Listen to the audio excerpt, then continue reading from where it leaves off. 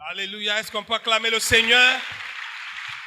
Voilà, merci. Toute la gloire revient à notre Dieu, lui seul. Tu peux maintenant serrer la main de ton voisin pour lui dire une bonne parole ce matin.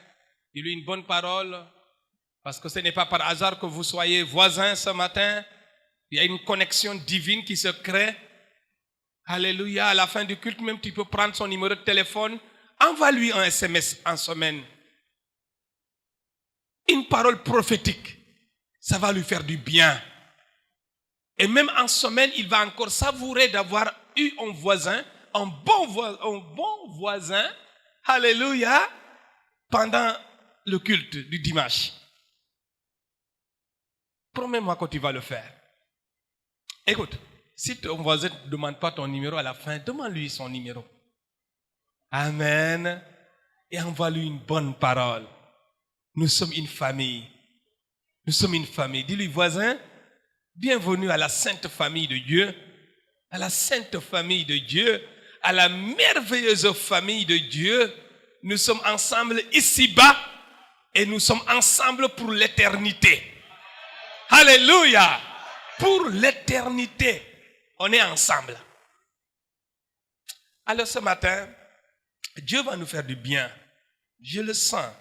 Il va nous faire du bien. L'homme qui s'est choisi ce matin pour apporter la parole de Dieu, il nous vient du sud du Sénégal. Il nous vient du sud du Sénégal.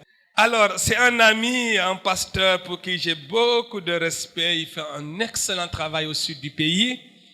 Alors, il est le président du collectif des pasteurs de la Casamance. J'aime beaucoup la Casamance. Quand je vais en Casamance, c'est comme si je suis en Afrique centrale. Il y a la forêt, il y a des cours d'eau. Voilà. Et moi, j'aime la verdure. Amen. Et il nous vient de la Casamance. Son nom, donc, c'est le pasteur Roger Sambo. Alors, nous l'invitons à venir nous transmettre tout ce que le Seigneur a déposé dans son cœur. Que Dieu vous bénisse, homme de Dieu. Merci.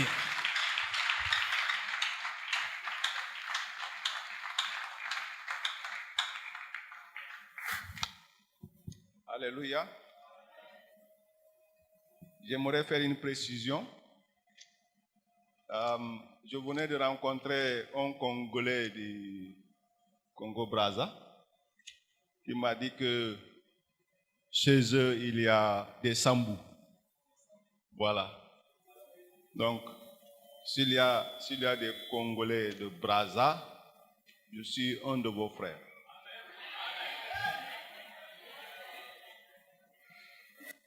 Alléluia. Je veux remercier le Seigneur pour le choix qui m'a été donné d'amener la parole de Dieu. Remercier aussi le pasteur qui a eu la confiance aussi de me laisser son pupitre parce que ce n'est pas évident. Alors, j'ai bien compris que vous avez un thème. Je m'excuse ce matin que je ne vais pas aborder dans le même thème, mais je vous assure que je vais rester dans la parole de Dieu. Alléluia. Voilà, nous allons parler aujourd'hui de la parole de Dieu. On va prier. On va prier. Nous te rendons grâce, nous te bénissons ce matin pour tout ce que tu fais, pour tout ce que tu es. Nous voulons aussi te bénir parce que nous savons que ce matin, tu l'as réservé pour nous, parce que tu veux nous parler ce matin. Aide-nous à être avec toi ce matin. Au nom de Jésus. Amen. Alors, nous lisons dans Jonas. Vous savez, quand on parle du livre de Jonas, les gens ont tendance à penser à l'école de dimanche.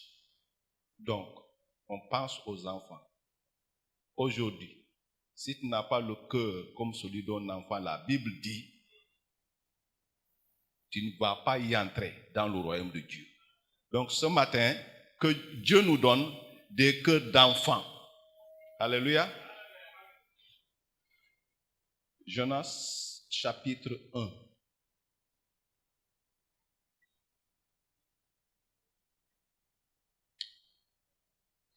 Le verset 1 et 2. La parole de l'Éternel fut adressée à Jonas, fils d'Amittai. Lève-toi, va à Ninive, la grande ville, et crie contre elle, car sa méchanceté est montée jusqu'à moi. Vous savez, le livre de Jonas est l'histoire d'un jeune homme israélite chargé de prêcher le destin à la ville de Ninive. Je dis bien, un Israélite chargé de prêcher le destin à cette ville-là. Alors, ce matin, mon thème, c'est Dieu ne va pas te lâcher. Je veux que tu dis à celui qui est à côté de toi que Dieu ne va pas te lâcher. Alléluia. Dieu ne va pas te lâcher. Alors, comme nous lisons ce matin, la parole est venue à Jonas, vers Jonas, et je dis bien que cette parole connaît bien Jonas, connaît la famille de Jonas. Donc Jonas est un prophète choisi par Dieu, un homme de Dieu, quelqu'un que Dieu a mis à côté, établi, sanctifié pour une tâche bien déterminée. Alors, la parole de Dieu, en venant vers Jonas, était claire. La destination était claire. L'objectif était clair. C'est d'aller à Ninive et de crier contre cette ville, Dieu dit, parce que la méchanceté là-bas à Ninive, elle est très grande. Et cette méchanceté monte vers Dieu. C'est une très bonne chose d'être choisi par Dieu. C'est une très bonne chose d'être établi par Dieu. C'est une très bonne chose, c'est un privilège d'être appelé et d'être envoyé. Tel fut le cas de Jonas. Tel fut le cas de toi et moi. Si tu es là ce matin, si tu vis, c'est parce que Dieu a voulu que tu vis. C'est parce que c'est Dieu lui-même qui t'a établi. Et t'a établi pour une mission bien déterminée. Alors la Bible dit, quand Dieu l'a appelé, et il lui a donné cette mission pour aller dans un pays étranger pour proclamer le message de Dieu. Alors quand nous lisons très bas, un peu bas, nous allons voir que quand il a reçu le message, la Bible dit que il se leva, mais il s'enfuit de la présence de Dieu. Vous savez, il y a des gens qui entendent la parole de Dieu. Il y a des gens qui comprennent la parole de Dieu. Il y a des gens qui se lèvent. Comme ils se lèvent, ils prennent une direction contraire. Comme ils entendent la parole de Dieu, ils prennent une décision contraire. Tel était le cas de Jonas. Quand la Bible dit qu'il est parti dans une direction contraire et il s'est payé un transport pour aller à Tarsis, s'enfuir loin de la face de l'Éternel. Laisse-moi te dire, tu sois sur cette terre-là, que tu t'enfuis sous les eaux. Les eaux appartiennent à Dieu. La nature appartient à Dieu.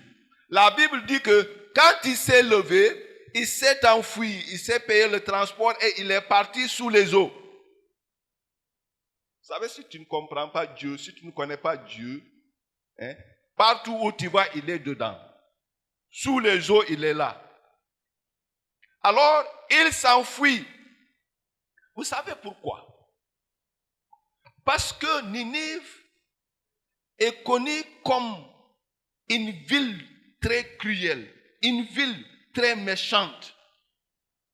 Alors, Ninive a bien torturé les Israélites.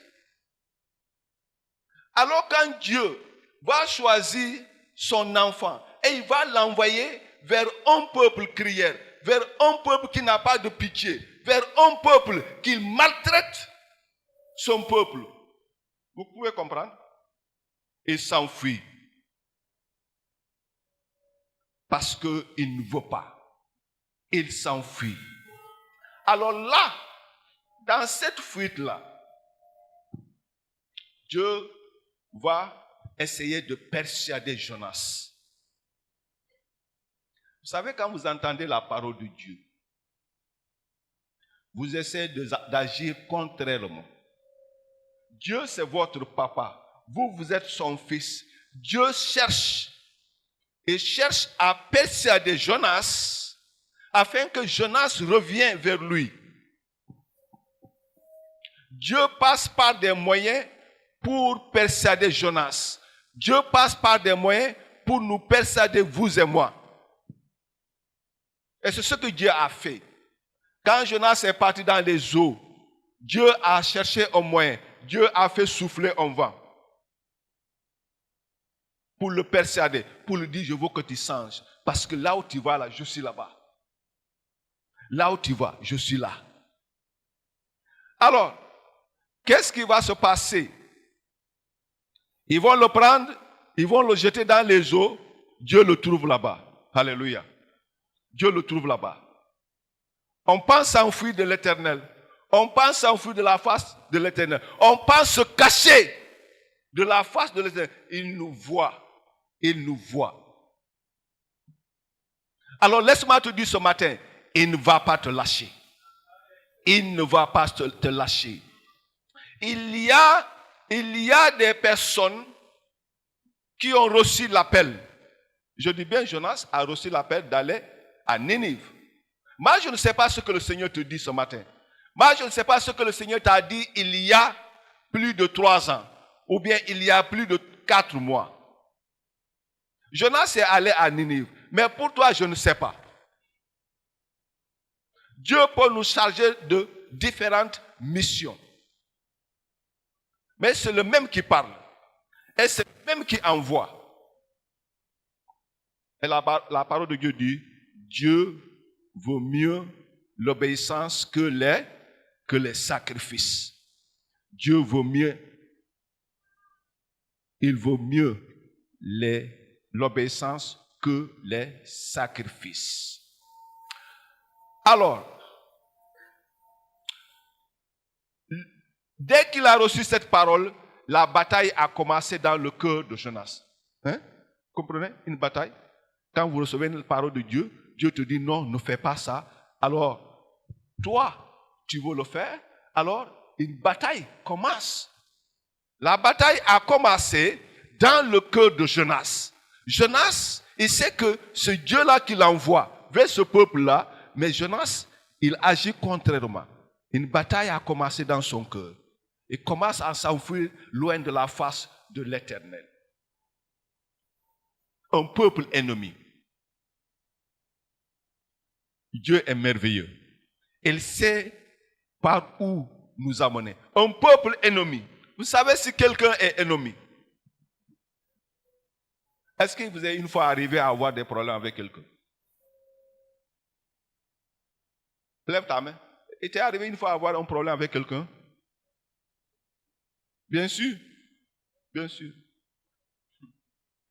Vous savez, quand il y a un problème avec quelqu'un, Dieu dit, cherche à tout prix la paix avec ce dernier. À tout prix. Cherche la paix avec ce dernier. Non, Seigneur, ça, c'est pas possible. la manière dont tu m'as parlé, la manière dont tu m'as traité, la manière dont tu m'as insulté, tu me dis d'aller faire paix avec lui. Ce n'est pas possible. Ce n'est pas possible. Je préfère l'éviter. Je préfère l'éviter. Tel était le cas de Jonas. Comment est-ce que Dieu ne sait pas que ce peuple-là ne mérite pas d'être sauvé? Est-ce que Dieu ne sait pas que ce peuple-là, c'est un peuple méchant? Pourquoi il m'envoie là-bas? Mettons-nous dans les souliers de Jonas. Au lieu de le pointer du doigt, mettons-nous dans ses souliers. Ça aurait été toi. Comment te sentiras-tu? Sachant que lui-là, c'est mon ennemi. Lui-là, il ne m'a jamais aimé. Lui-là, il m'a traité de toutes sortes de noms. Comment vas-tu agir? Mets-toi dans les souliers de Jonas. Voilà comment, je dis bien, Jonas est un prophète de Dieu, un choisi de Dieu.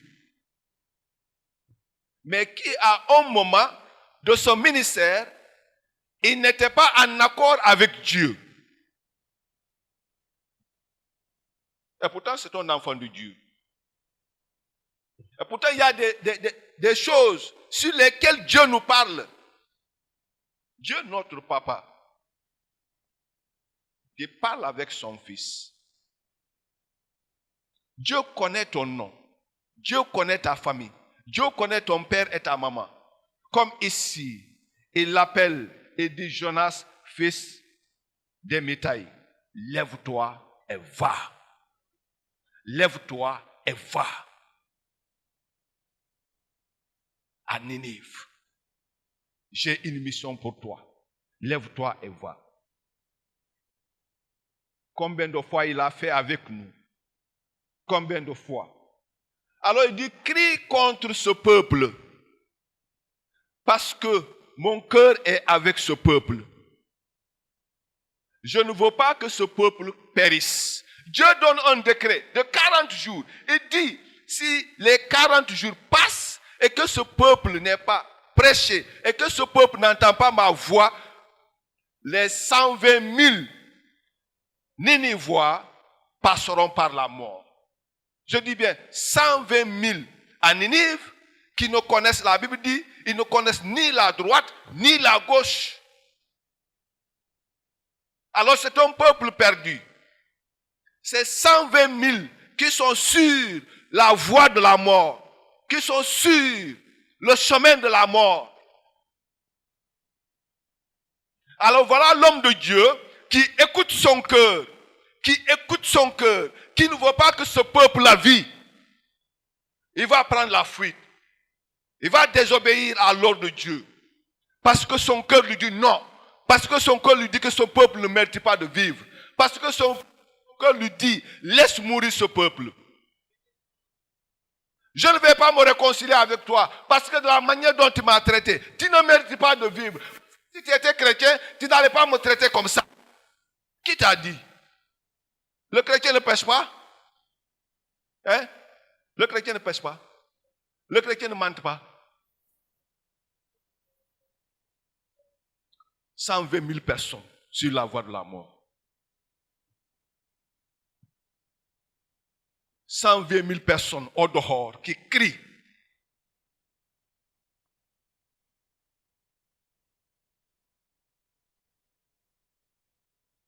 Jonas, c'est Ninive. Toi, c'est où? Toi, c'est où?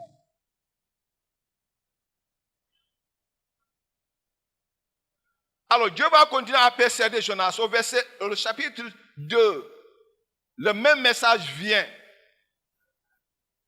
L'Éternel fit venir un grand poisson pour avaler Jonas. Je vous ai dit, Dieu a tous les moyens. Les eaux l'appartiennent. Ce n'est pas les moyens qui lui manquent pour te persuader, pour te barrer le chemin. Dans les eaux, Dieu a trouvé un moyen pour persuader Jonas. Sur la terre, Dieu a trouvé un moyen pour persuader Jonas, le vent qu'il a fait souffler. Alors, le poisson va venir, va récupérer Jonas. Ça va avaler Jonas. Vous m'entendez? Vous me comprenez? Alors, dans notre fuite, Dieu envoie. Jonas, Dieu a envoyé un poisson. Mais pour nous, pour toi, toi et moi, je ne sais pas ce que Dieu va nous envoyer. Dieu a tous les moyens. Dieu même peut t'envoyer une maladie. Jusqu'à ce que tu reviennes à lui. Comme il a envoyé un poisson qui a avalé Jonas. Vous savez, quand Jonas était dans le ventre du poisson, vous savez ce qu'il a dit? Il a commencé à connaître la souveraineté de Dieu. Hein? Il a commencé à connaître la souveraineté de Dieu. Il a commencé, la Bible dit qu'il a commencé à prier.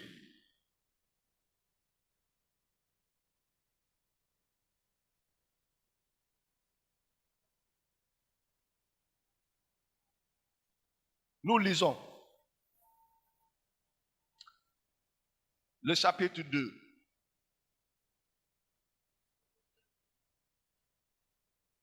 Le verset 3, la partie B.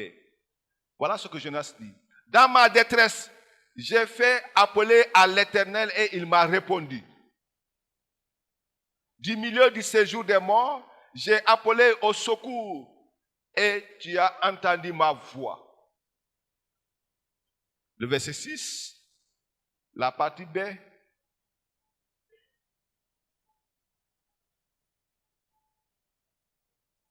L'abîme m'a enveloppé, les algues s'enroulaient autour de ma tête. Le verset 8.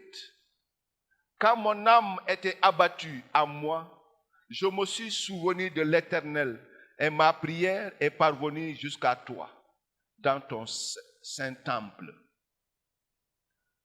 Le verset 10. Quant à moi, je t'offrirai des sacrifices avec un cri de reconnaissance. J'accomplirai les vœux que j'ai faits. Le salut vient de l'Éternel. Alors, le verset 11, l'Éternel parla au poisson.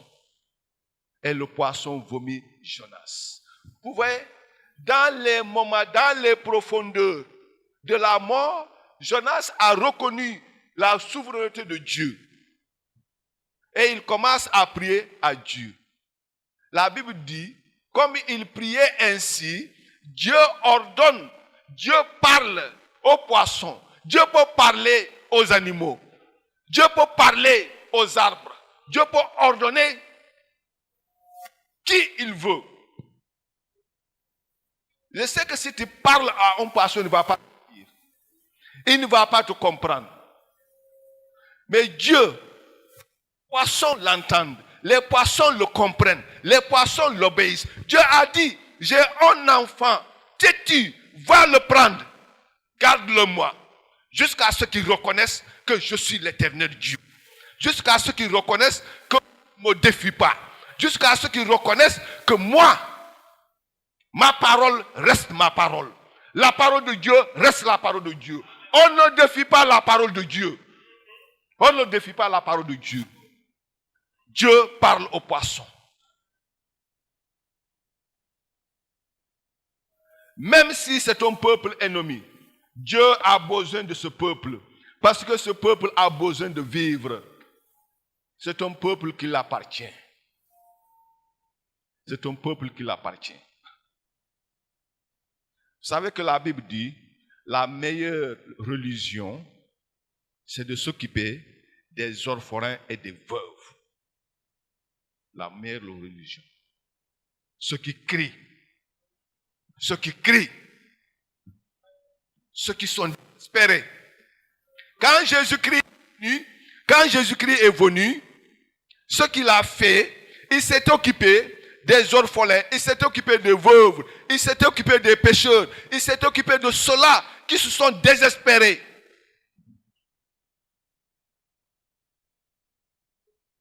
C'est cela qu'il a regardé. Parce qu'il sait qu'ils sont sans secours. Parce qu'il sait qu'il n'y a personne qui les regarde. Il n'y a personne qui les considère. Il y avait mon prof d'éthique. Alors il dit, une histoire vraie qu'il nous a racontée. Il dit, il y a un pasteur, comme le Félix. Qu'est-ce qu'il a fait? Il s'est habillé en haillon. Il a peint son visage avec vous pouvez imaginer comme on fout sur la route. Hein? Alors, il est parti rester à l'entrée. Quand les fidèles arrivaient, il le poussait même pour pouvoir entrer. Personne ne le regardait. Le fou était là. Personne ne le regardait. Alors, il a attendu jusqu'à ce que l'église soit pleine à l'intérieur. Qu'est-ce qu'il fait? Il se faufile. Il se faufile. Comme je me suis faufilé le matin ici. Il s'est faufilé. Il est entré. Alors, les gens ont dit, toi, il faut être de l'autre côté. Il faut être de l'autre côté. Qu'est-ce qu'il a fait? Un instant après, qu'est-ce qu'il fait? Il enlève son manteau.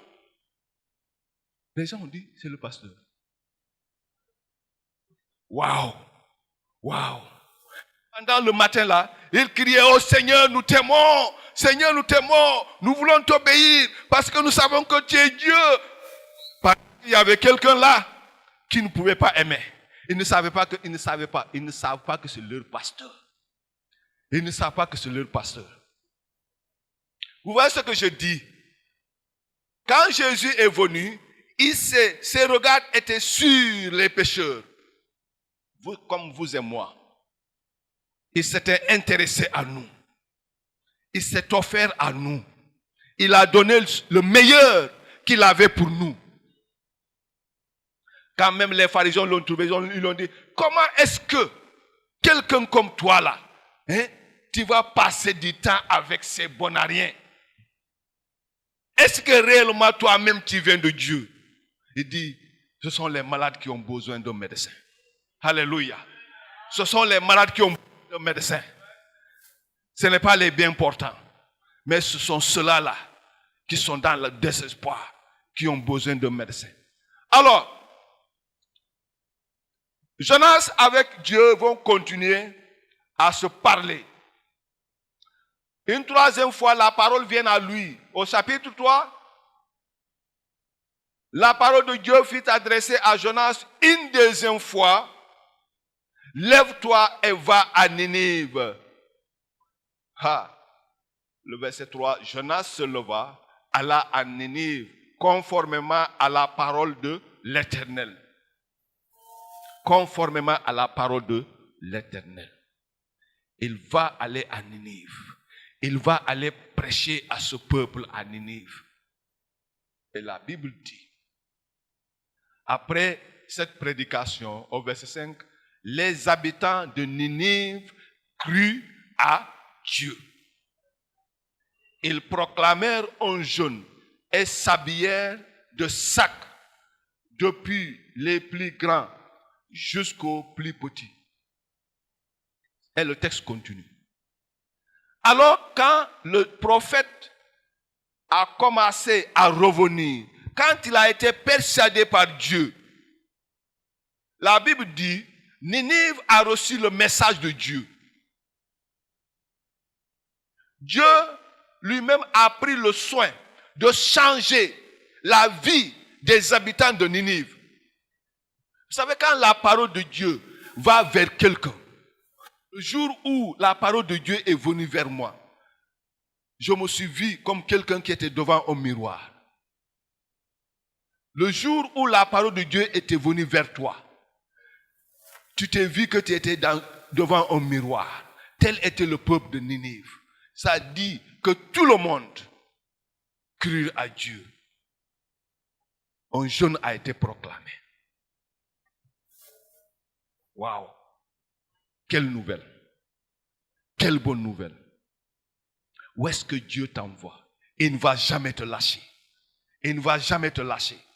Il ne va jamais te lâcher. Quelles que soient tes économies, si Dieu voit tes économies, il ne va pas te lâcher. Si Dieu veut que tu donnes ton argent aux pauvres, jusqu'à ce que tu le fasses, il ne va jamais te lâcher. Jamais. Si Dieu veut que tu ailles t'occuper des opprimés jusqu'à ce que tu ailles, il ne va jamais te lâcher. Il ne va jamais te lâcher. Vous savez, nous refusons d'être des chrétiens hypocrites. Refusons de l'être. Parce que nous entendons la parole de Dieu. Quand la parole de Dieu vient vers nous, elle est claire. Elle est claire. Quand Dieu nous parle, il nous parle de manière claire. Et il nous parle de plusieurs manières. Soit au travers d'un frère, ou d'une sœur, ou d'un rêve. Dieu nous parle. Et quand ce message vient à nous, ce message-là, il est clair. Il est clair. Vous savez, nous les chrétiens là, hein, nous aimons faire du bien à ceux-là qui nous font du bien. Nous aimons faire du bien à ceux-là que nous aimons. Hein? Mais celui-là qui est là-bas de l'autre côté là, qui n'a rien, c'est rare que je l'invite chez moi. Parce que je sais que si je l'invite, je ne m'attendrai pas à ce qu'il lui m'invite. Parce qu'il n'a rien à me donner. Vous savez, nous savons bien choisir. Nous savons bien choisir.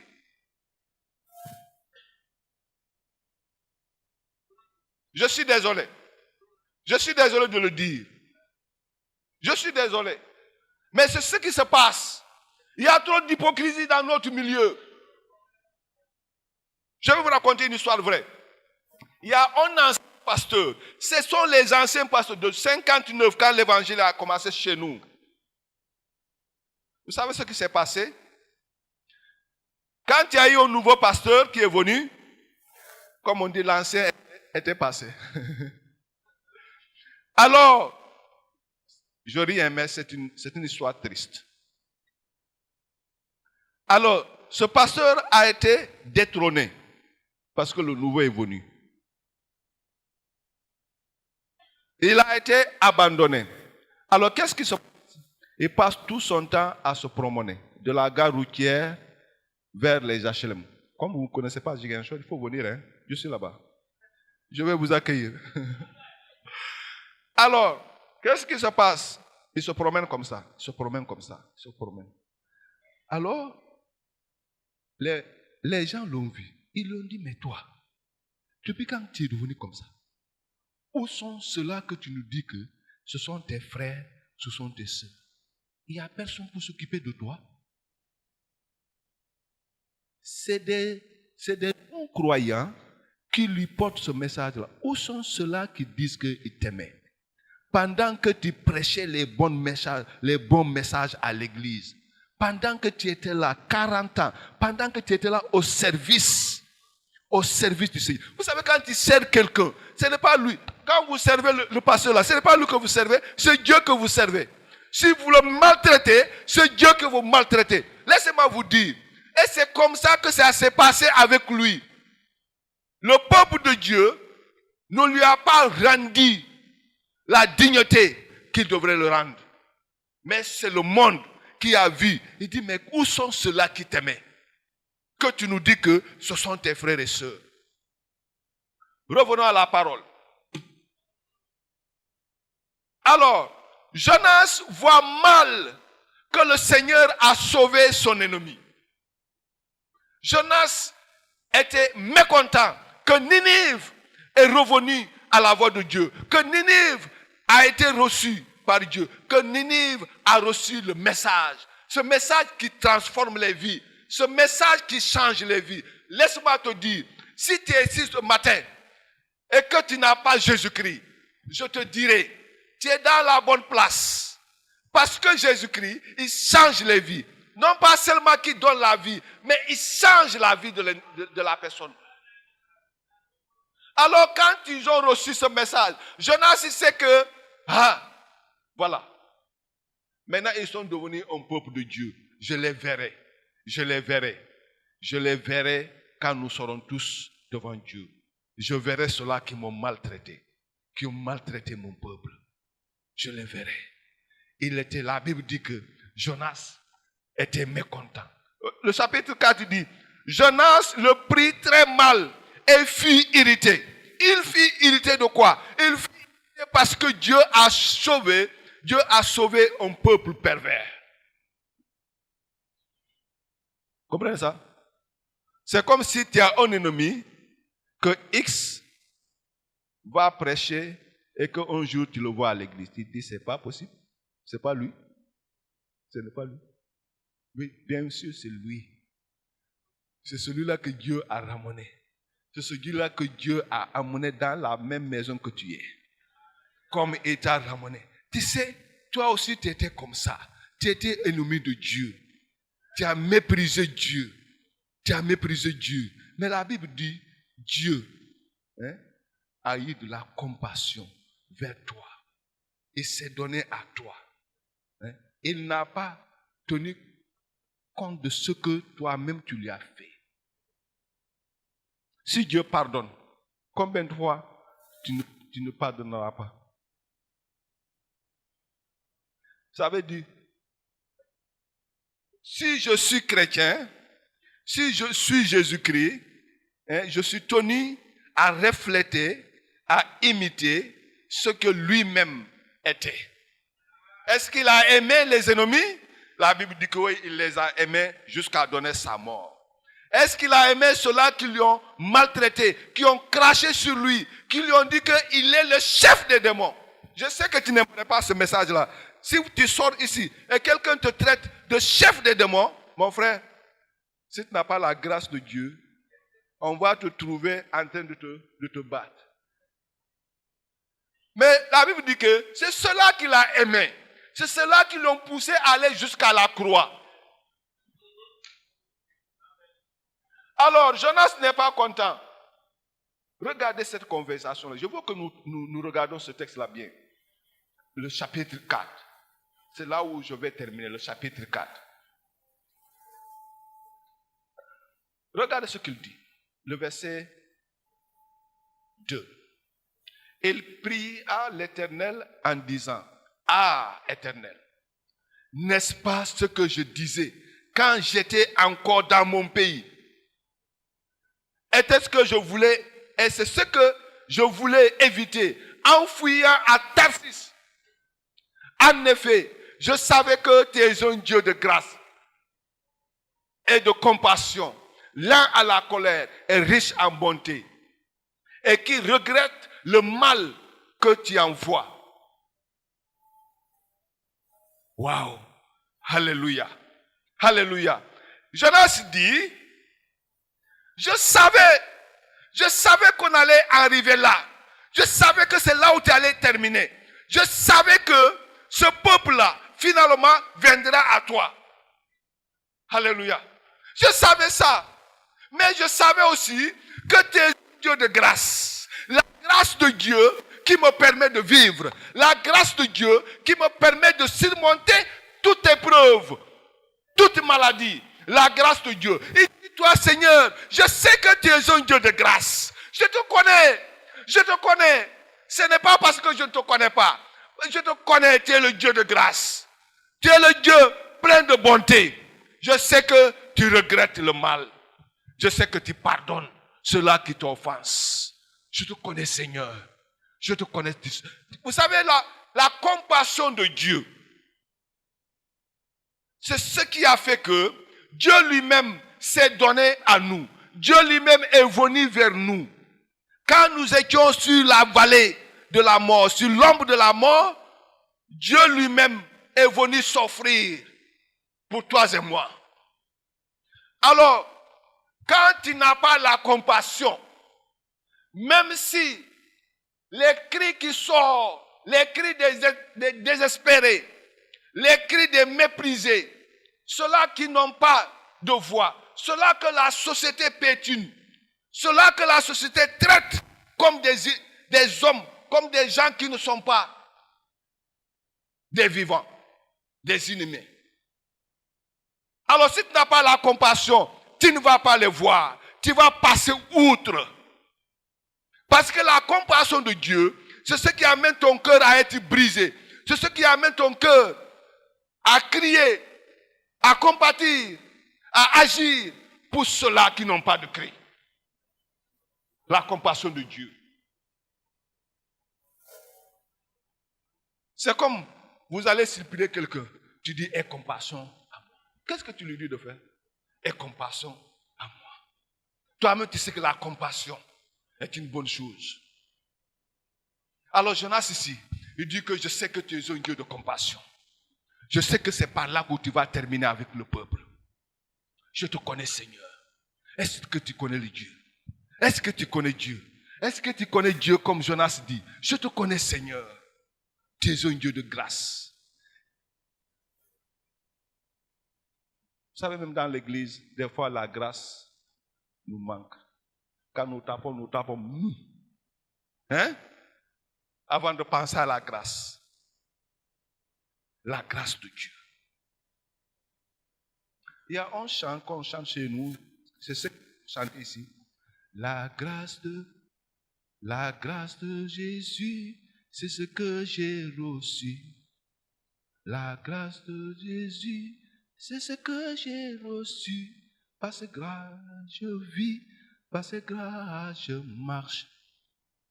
Par sa grâce, je fais toutes choses. Donc, la grâce de Jésus, c'est ce que j'ai reçu. Cette grâce me permet de vivre. Cette grâce me permet de marcher. Cette grâce me permet de faire ce que je ne peux pas faire. Sans la grâce de Dieu, laisse-moi te dire, tu ne serais pas ici. Sans la grâce de Dieu, tu ne verras pas le jour de demain. La grâce de Dieu te permet de vivre. Mais quand on ne comprend pas la grâce de Dieu, on va penser que moi je suis intelligent. Moi je sais faire. Non, laisse-moi te dire, c'est la grâce de Dieu qui t'amène à faire ce que tu fais. C'est la grâce de Dieu qui fait de toi un peuple de Dieu. Alléluia. Alléluia. La grâce de Dieu. La grâce de Dieu. C'est ce que nous avons reçu. Quand on parle de persécution, quand on dit que telle personne a été persécutée jusqu'à la mort, et il n'a dit aucune parole. Vous savez c'est quoi? La grâce de Dieu, en ce moment-là, la grâce de Dieu était avec lui. La grâce de Dieu lui a permis de vivre, de soutenir, de tenir à cette épreuve-là. La grâce de Dieu. La grâce de Dieu. Ayons grâce. Ayons la grâce là. Ayons la grâce là. La grâce est la compassion. La grâce est la compassion. L'église est celle-là qui regarde aux pauvres. L'église est celle-là qui regarde aux malades. Et celle-là qui regarde ceux-là qui crient, dont les voix sont même difficiles à entendre. Mon frère et soeur, investis dans le royaume. Investis dans le royaume. Investis dans le royaume. Investis dans le royaume. Alors, la conversation entre Jonas et Dieu continue. Maintenant, Éternel, prends-moi donc la vie, car mourir vaut mieux pour moi que vivre. Comment quelqu'un peut parler comme ça? Comment quelqu'un qui a vu la grâce de Dieu, comment quelqu'un qui est parti prêcher à une ville comme ça de 120 000 habitants et que ces personnes viennent au Seigneur, il dit, maintenant que tu as fait ça, je veux la mort. La vie pour moi c'est zéro. Je veux la mort. Coûte que coûte la mort. Il est parti loin. Le cri de son cœur. Le cri de son cœur. Même s'il a vu les merveilles de Dieu. Mais tout est dit que son cœur lui dit non, non, non. Tu ne peux pas faire ça. Tu ne peux pas faire ça. Tu ne peux pas pardonner ton frère. Tu ne peux pas pardonner ta soeur. Ce n'est pas possible. Je veux la mort que la vie. Je ne sais pas s'il était sérieux. Parce que moi, si je vois la mort en train de venir là, si je peux l'éviter, je vais l'éviter. Alléluia. Hein? Ouais, les chrétiens disent que oui, je suis prêt à mourir. Et je vais m'en aller. Je sais là où je vais aller. Mais quand tu vois la mort en train de venir,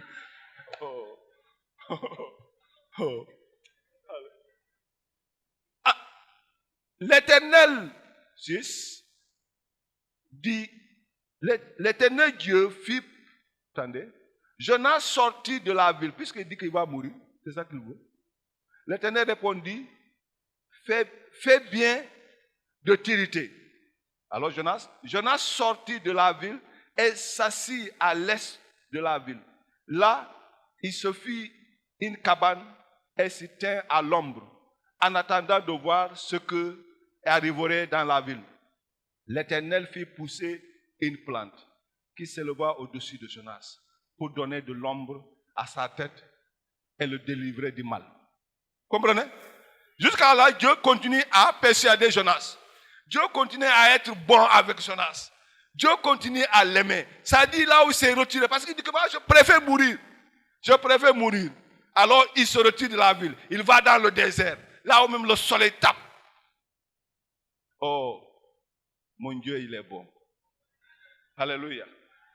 Dieu fait pousser une plante pour lui donner de l'ombre sur la tête. Pour qu'il n'y ait pas de mal.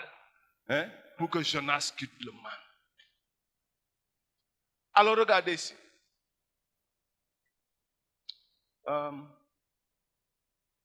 Jonas éprouva, écoutez-moi bien, Jonas éprouva une grande joie à cause de cette plante.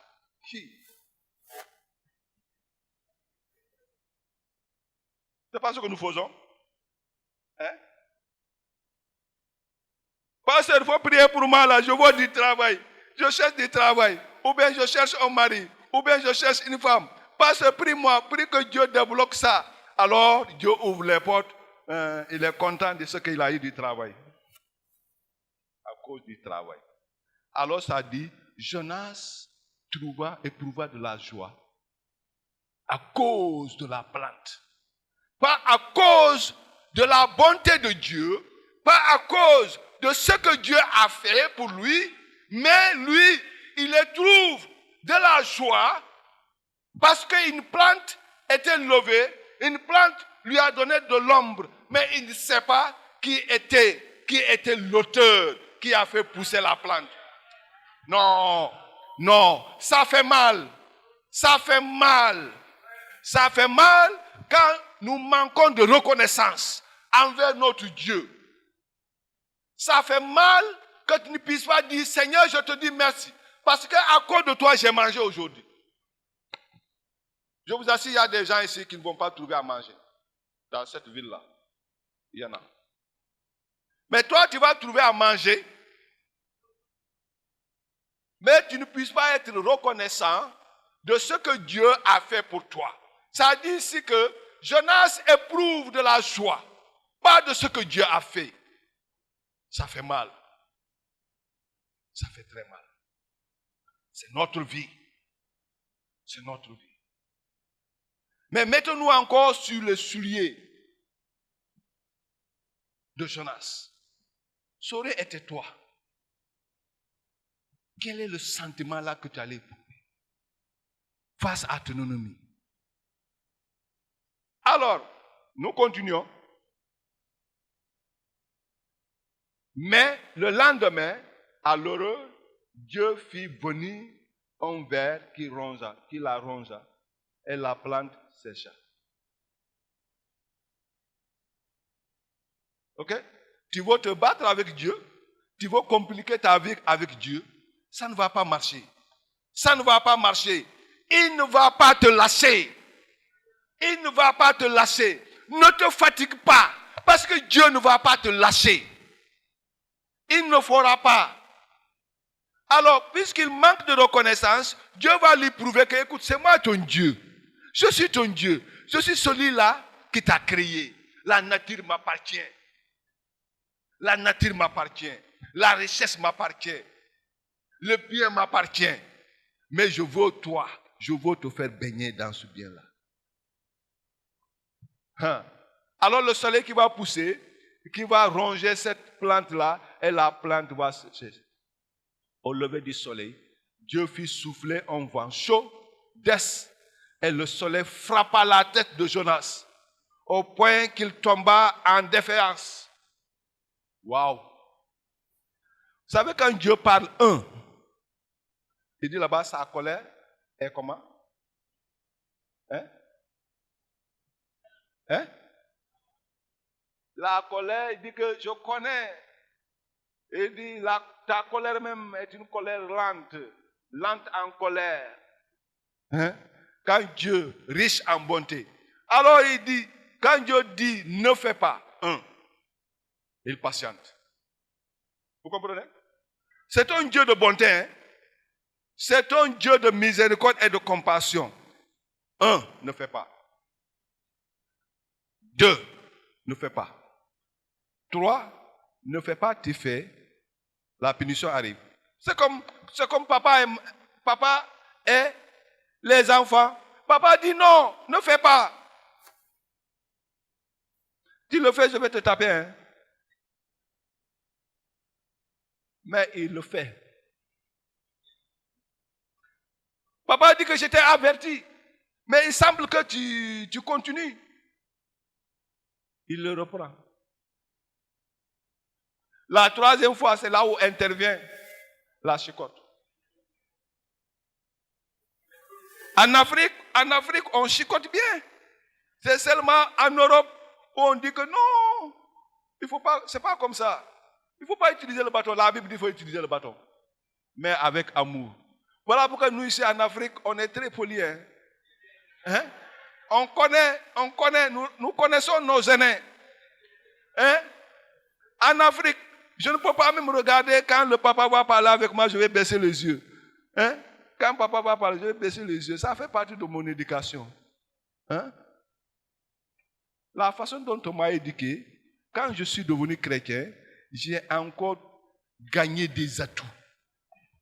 C'est ça l'éducation. J'ai gagné des atouts. Alors, il demanda la mort en disant, il vaut mieux pour moi de mourir que de vivre. Dieu dit à Jonas, fais-tu bien de t'irriter à cause de la plante? Waouh. Écoutez ceci. Il répondit, je fais bien de m'irriter jusqu'à la mort. C'est intéressant, hein? Vous voyez, les deux là parlent de manière audible.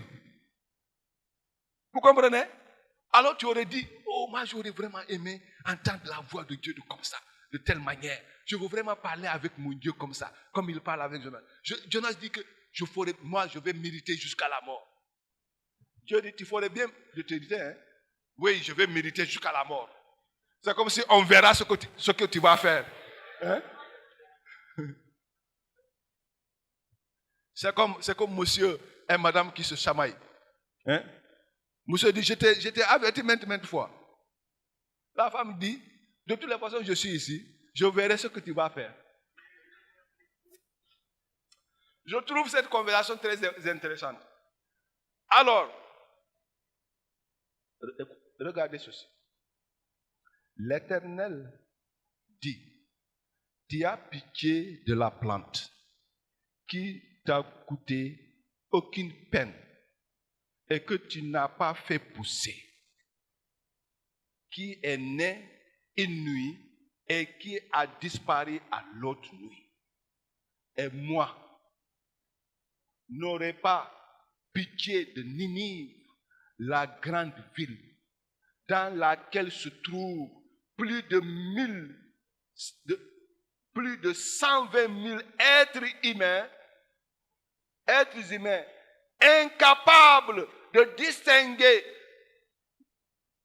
leur droit et leur gauche, et un grand nombre d'animaux. Est-ce que vous avez entendu ce que Dieu dit? Il dit, Jonas, tu te préoccupes d'une plante. Jonas, mon enfant, ta préoccupation, c'est une plante. Ton cœur va vers une plante. Une plante que toi-même tu n'as pas créée. Une plante que tu ne sais pas comment est-ce qu'elle est là. Maintenant, si toi, ton cœur est brisé pour cette plante-là, ton cœur crie pour cette plante-là, qu'en est-il de moi, Jonas? Qu'en est-il de moi qui regarde ce peuple-là, qui regarde 120 000 êtres humains qui ne connaissent pas Dieu, qui ne connaissent pas là où ils sont? Ne penses-tu pas que moi, l'Éternel, mon cœur est brisé pour eux? Ne le pense pas. Ne penses-tu pas que mon cœur est brisé pour ce peuple? J'ai entendu leurs cris. J'ai entendu leurs souffrances. J'ai entendu comment il est. Mon cœur se brise pour ce peuple. Jonas, pourquoi tes yeux ne peuvent pas voir ce que je vois? Pourquoi tu ne peux pas sentir ce que je sens? Pourquoi ton cœur ne se brise pas pour ce peuple dont moi mon cœur se brise? Pourquoi vois-tu autrement? Quelles sont les choses qui te préoccupent aujourd'hui? Quelles sont les choses dans ta vie qui font que tu ne peux pas entendre ce que Dieu dit? Tu ne peux pas voir ce que Dieu veut. Quelles sont ces choses-là? Quelle est ta préoccupation? Qu'est-ce qui te préoccupe dans la vie? Est-ce que ce sont des choses périssables? Jonas est allé loin. Notre raison d'exister aujourd'hui, c'est que l'évangile soit amené. C'est que le monde connaisse qui est Jésus-Christ. Parce que Jésus-Christ, c'est la vie. Jésus-Christ, c'est la vie. Jésus-Christ transforme et touche les vies.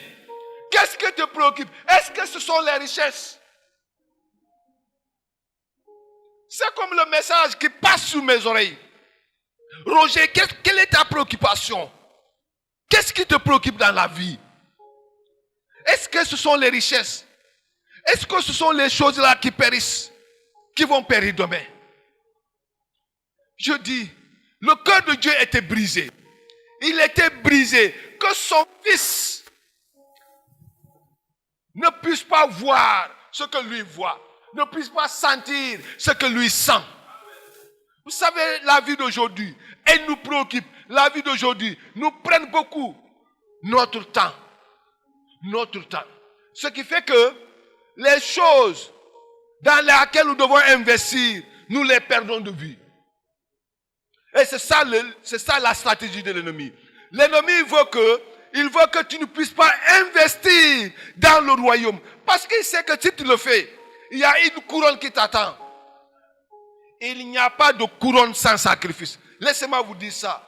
Il n'y a pas de couronne sans investissement. Même ceux qui sont dans le football, ils se sacrifient parce qu'ils savent qu'il y a une couronne, il y a une récompense. Nul n'est récompensé sans qu'il ne fasse ce qu'il doit faire. Toi, tu as le privilège. Tu as le privilège d'être appelé, d'être établi par Dieu, pas par un homme, par Dieu. Pour que tu ailles sauver ces cris qui n'ont personne pour eux. Jonas, je ne sais pas si tu t'appelles Jonas ce matin, mais ce que Dieu veut, que ton cœur puisse écouter les cris. Que ton cœur puisse écouter les cris. Dieu peut t'appeler dans n'importe quelle direction. Parce que celui qui sent le besoin, peut-être même à côté de toi, il y a quelqu'un que Dieu dit, tu dois porter secours. Peut-être il y a un orphelin quelque part, que Dieu dit, tu dois porter secours. Peut-être il y a une famille là où tu habites, que Dieu dit, tu dois porter secours. Mais, ton cœur te dit non. Ton cœur te dit non. Dieu dit, vas-y. Ton cœur dit non. Peut-être il y a une veuve à côté de toi. Tu ne sais pas comment il vit. Mais Dieu dit, regarde-la. Regarde-la. Investis dans la bonne place. Investis dans la bonne place. Alléluia. Investis dans la bonne place. Ne laisse pas l'ennemi te détourner.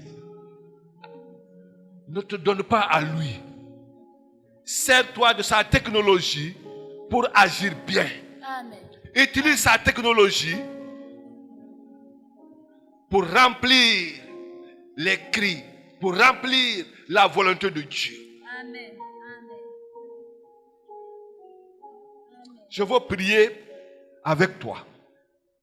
Alléluia. Alléluia. Peut-être tu es dans cette salle et il y a longtemps que Dieu te parle. Et tu es dans cette salle. Tu sais que tu as ton pasteur. Tu le sais. Peut-être c'est aujourd'hui même qu'il t'a parlé. Peut-être c'est hier. Peut-être il y a 3 ans. Mais nous venons de lire qu'il est lent dans sa colère. Il est riche en bonté. Il est riche en compassion. Le but de Dieu, ce n'est pas de te détruire. Mais le but de Dieu, c'est que tu vis. C'est que tu vis. C'est que tu puisses l'honorer dans ton expérience avec lui. Seigneur, ce matin, je veux te dire merci. Merci parce que tu vis. Merci parce que tu ne cesses de nous parler. Merci parce que tu ne cesses de nous convaincre. Ce matin, Seigneur, nous venons de lire ta parole. Et Seigneur, je veux te demander pardon. Pardon pour cela que tu as parlé et qui ont résisté, Seigneur. Pardon pour tout ce mal, pour toute cette patience que nous t'avons causée, Seigneur. Pardonne-nous, Seigneur. Pardonne-nous de notre incrédulité. Pardonne-nous, Seigneur. Pardonne-nous de notre hypocrisie, Seigneur. Ce matin, comme je prie en faveur de ton peuple. Je prie en faveur de ton peuple. Que tu puisses toucher ton peuple. Que tu puisses toucher ton peuple. Que tu puisses renouveler ton peuple. Au nom de Jésus. Seigneur, je prie contre celui-là qui détourne la volonté. Contre celui-là qui détourne, qui décourage. Oh, qui n'est pas de la place. Qu'il soit vaincu. Au nom de Jésus. Libère ma soeur. Libère mon frère. Au nom de Jésus. Bénis les Seigneurs. Bénis les Seigneurs. Bénis les Seigneurs. Bénis les Seigneurs. Je prie qu'à partir d'aujourd'hui, que tout cri sensible, que tout cri soit sensible à leur cœur. Au nom de Jésus. Gloire soit rendue à toi, notre Dieu. Alléluia. Je peux la traverser. Mes peurs se noient dans ton amour. Nous demandons à Dieu de nous pardonner pour la veuve que nous n'avons pas aidée, pour l'orphelin que nous n'avons pas secouru. Nous demandons à Dieu de nous pardonner pour l'étranger que nous n'avons pas aimé. La religion pure et sans tache est celle qui s'occupe de ces personnes marginalisées, de ces personnes qui ont besoin de l'aide, de secours. Et nous n'avons toujours pas été à côté de ces personnes. Nous nous sommes éloignés de ces personnes, Seigneur. Nous le reconnaissons ce matin, après avoir écouté ta parole. Au fond de notre cœur, nous reconnaissons, Seigneur, que nous n'avons pas suffisamment fait pour la veuve, l'orphelin et l'étranger. Seigneur, pardonne-nous. L'Église se repent. Et l'Église te promet, Seigneur, de faire plus, de faire davantage. Ah, Seigneur, s'il te plaît. S'il te plaît. Nous ne les avons jamais regardés, oh Dieu, de la même façon que tu les as regardés. Seigneur, nous les avons méprisés. Pardonne-nous.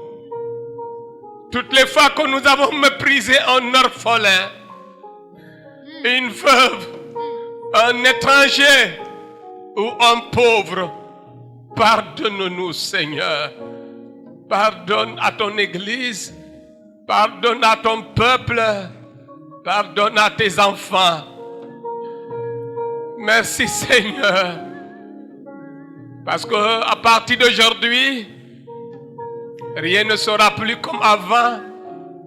C'est une promesse. Et c'est garanti. Merci de nous avoir restaurés à travers ta parole. Merci, Seigneur, pour le travail que ta parole a fait dans nos cœurs. Nos cœurs ne brûlaient-ils pas au-dedans de nous lorsqu'il nous parlait et nous expliquait ces choses? Reçois la gloire, Seigneur. Reçois la gloire maintenant et à jamais. Bien-aimés, la Bible dit que Dieu parle tantôt d'une manière et tantôt d'une autre. Et cette manière, c'est la manière paisible pour Dieu de nous parler. Il a d'autres manières de nous parler. Il a parlé à Jonas en envoyant un vent chaud. Il a parlé à Jonas en faisant pousser un arbre au-dessus de lui une matinée. Il a parlé à Jonas en envoyant un ver piquer cette plante le lendemain. Et que la Bible dit la plante sécha et le soleil tapa dur sur Jonas. Il a parlé à Jonas en envoyant un poisson avaler Jonas. Ça, c'est la manière tragique pour Dieu de nous parler.